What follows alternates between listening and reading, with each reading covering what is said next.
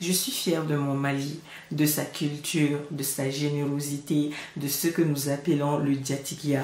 Je suis fière de son héritage et c'est avec cette même fierté que je vous amène avec moi pour vous partager l'histoire de quelques écrivaines et écrivains maliens, nos aînés, ces personnes qui, grâce à leur plume, grâce à leur manière de penser, ont su refléter non seulement la société malienne, mais aussi ont su marquer toute une génération d'écrivaines et d'écrivains dont je fais partie. Si je vous dis en Afrique, quand un vieillard meurt, c'est une bibliothèque entière qui brûle. À qui vous pensez? Amadou Hampâté-Bâ, bien sûr. Le grand bonheur le plus grand bonheur que nous avons, c'est l'oubli et le sommeil. Le plus grand bonheur qu'on a donné à l'homme, c'est l'oubli et le sommeil. Parce que s'il n'oubliait pas, il serait tellement méchant que chaque jour il tuerait. Alors, s'il ne dormait pas, il ne pourrait pas réparer ses forces. Amadou Hampâté-Bâ est né vers 1900 à Bandiagara.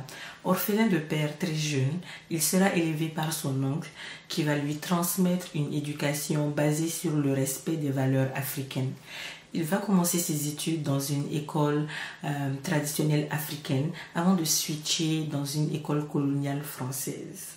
Une idée qui ne lui plaît pas du tout au début, mais qui finira par forger son caractère et sa manière de voir certaines réalités de la vie, surtout liées à sa vision unique de la coexistence de nos nombreuses cultures. En ce qui concerne sa carrière, il la débute comme fonctionnaire dans l'administration coloniale française. Mais très vite, il se distingue par son intérêt envers la préservation des cultures orales traditionnelles africaines. Ce qui fait qu'en 1942, il va rejoindre l'Institut français d'Afrique noire à Dakar, où il va travailler à collecter, transcrire et traduire les œuvres, les contes et les légendes de nos ancêtres. Voici quelques-unes de ses œuvres marquantes. Nous avons l'Empire Peul du Massina en 1955, nouvelle édition en 1984. Vie et enseignement de Thierno Bokar, le sage de Bandiagara en 1957. Réécrit en 1980 et adapté au théâtre par Peter Brook en 2003. Nous avons Kaïdra, récit initiatique Peul, publié en 1969. Aspect de la civilisation africaine, publié en 1972. L'étrange destin de Wangrin, publié en 1973, qui a d'ailleurs gagné le Grand Prix littéraire d'Afrique noire en 1974. L'éclat de la grande étoile en 1974. Jésus vu par un musulman en 1976. Petit Boudiel, qui est un conte Peul, et une version en prose de Kaïdara en 1976. Ndjedo Dewal, mère de la calamité, en 1985, qui est un conte fantastique et initiatique Peul. Nous avons Ce qui vaut la poussière, contes et récits du Mali en 1987. Ankoulel l'enfant Peul, publié en 1991, Grand Prix littéraire d'Afrique noire en 91. La tradition orale de cette histoire prestigieuse du continent. On dit chez nous que lorsque vous amenez votre jus de fruits au marché, ne le vantez pas, faites-le goûter. Alors c'est la langue qui plaidera pour votre marchandise. Ça veut dire que pour la réponse à votre question, je ne dirais pas oui, mais je dirais seulement j'ai fait un livre en partant des traditions orales. C'est l'Empire Peul du Massina, dont le premier tome a apparu et le deuxième tome est en sentier. Et d'autre part, l'histoire vraie de l'Afrique ne peut être faite qu'à partir de la tradition orale. Parce que tant au point de vue généalogie, au point de vue coutume réelle, ce n'est que la tradition orale, puisque nous n'avons pas d'archives, nous n'avons pas de... Tout est oral, c'est dans l'oralité. Alors donc, on peut recueillir cela, et d'autant plus actuellement, on peut le faire qu'on a des moyens. Il y a la radio, il y a le film, il y a le cinéma, on peut enregistrer, il y a des bandes magnétiques. Alors ça constitue, c'est la période qu'il faudrait, c'est la période la plus propice pour récolter. Il faut savoir que Amadou Hampâté-Bâ ne s'est pas contenté d'écrire. Il a aussi été un ardent défenseur de notre patrimoine à l'international. Membre de l'UNESCO à partir de 1960, il a milité pour la reconnaissance des traditions orales africaines. Il affirmait que chaque histoire racontée par nos ancêtres est un trésor précieux à conserver. Son héritage est immense. Il a su combiner deux mondes, celui de nos traditions africaines et celui de la modernité occidentale. Tout cela dans le but de bâtir des ponts entre nos cultures et de préserver nos valeurs ancestrales. Il est décédé le 15 mai 1991 à Abidjan, mais ses œuvres et sa sagesse continuent de vivre à travers nous. Pour nous interroger sur le poulet sacrificiel. Et alors, il faudrait que nous lui disions tout. Alors, le maître du couteau, c'est-à-dire celui qui est chargé, qui est le maître de l'ordre ou de l'initiation de choses, dit, mais comment voulez-vous qu'on lui dise tout? Est-ce qu'il est disposé à se faire circoncire? Alors on dit, on ne sait pas, on dit, s'il n'est pas disposé à se faire circoncire, on ne peut pas lui dire tout puisque c'est une initiation. On lui dit, écoutez, quand la force vous coupe la main, il ne faut pas avoir honte de l'exhiber. Donc, trouvez une manière. Il y a des moments où les mots peuvent blesser, des moments où des discours peuvent réveiller des sentiments profonds. Mais il y a aussi des moments où certaines personnes réagissent. Elles peuvent réagir avec colère, mais notre prochaine écrivaine a décidé d'utiliser l'arme la plus féroce, l'éducation. Il s'agit de Adamba Kounari. Lorsque les propos du président français Nicolas Sarkozy ont tenté de réduire l'histoire de l'Afrique à une simple anecdote, conscience universelle. Le drame de l'Afrique, c'est que l'homme africain n'est pas assez entré dans l'histoire.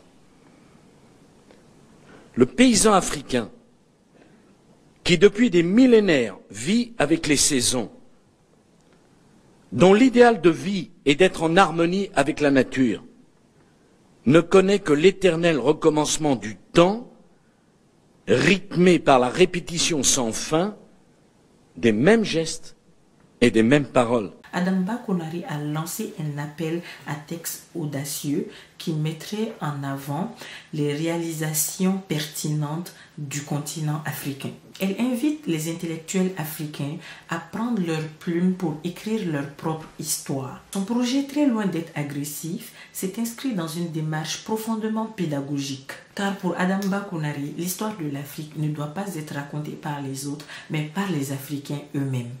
Ce griot que j'ai mis en scène est un griot arrangeur de savoir. C'est vraiment un griot qui élabore son discours, qui se documente, qui vit avec son temps.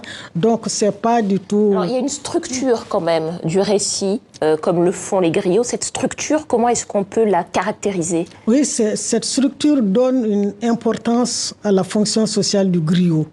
Donc, l'histoire a une fonction directement utilitaire. Le griot, il s'adresse d'abord à ceux qui vivent. Adamba Kounari est née en 1947 au Mali, à Ségou. Elle est historienne de formation, militante pour les droits des femmes, mais aussi elle est connue pour avoir été l'épouse, la première dame de notre ancien président Alpha Oumar Kounari. Après des études en histoire, elle s'engage pleinement pour la lutte pour les droits des femmes et aussi pour la valorisation des connaissances africaines. J'ai écrit également sur Damozo. Balazan Banani, Balazan Kemenani, Balazan Binani, Balazan Nani, Balazan Pokuni Kele. Ce Balazan aussi, c'est la trahison royale. Donc, magnifié par ça.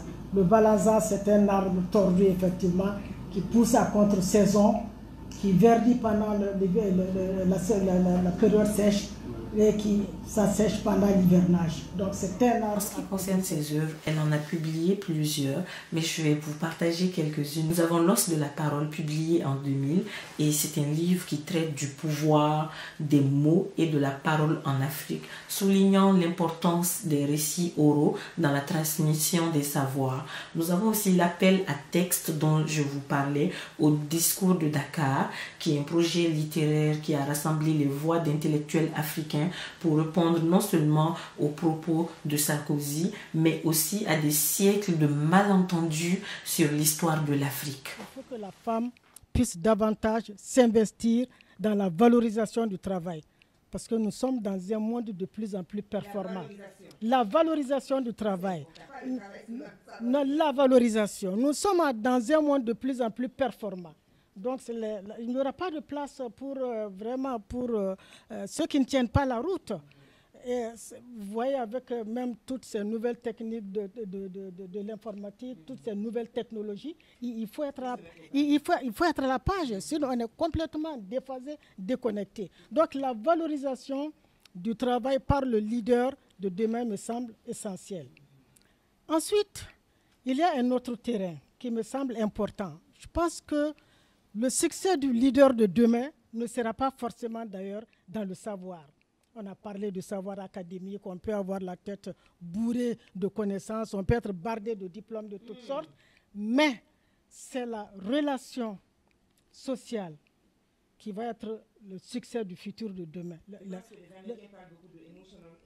Je pense que c'est la qualité relationnelle. La qualité relationnelle, je veux dire, les liens que le leader de demain peut tisser avec ses subordonnés. Il faut quoi? Il faut beaucoup de rigueur envers soi-même. Il faut de l'intransigeance avec soi-même. Il faut avoir de l'empathie pour ceux que vous gouvernez, que vous avez sous vos ordres. Il faut leur insuffler le sens de la mission à partager, le sens des responsabilités, le sens du courage, le sens de l'intégrité. Et puis, laissez à vos subordonnés le temps de s'épanouir eux-mêmes, de développer leur potentiel. Ne pas les minimiser, les respecter comme on se respecte soi-même. Donc c'est une figure incontournable de la scène intellectuelle africaine. Grand modèle pour toutes nos générations futures.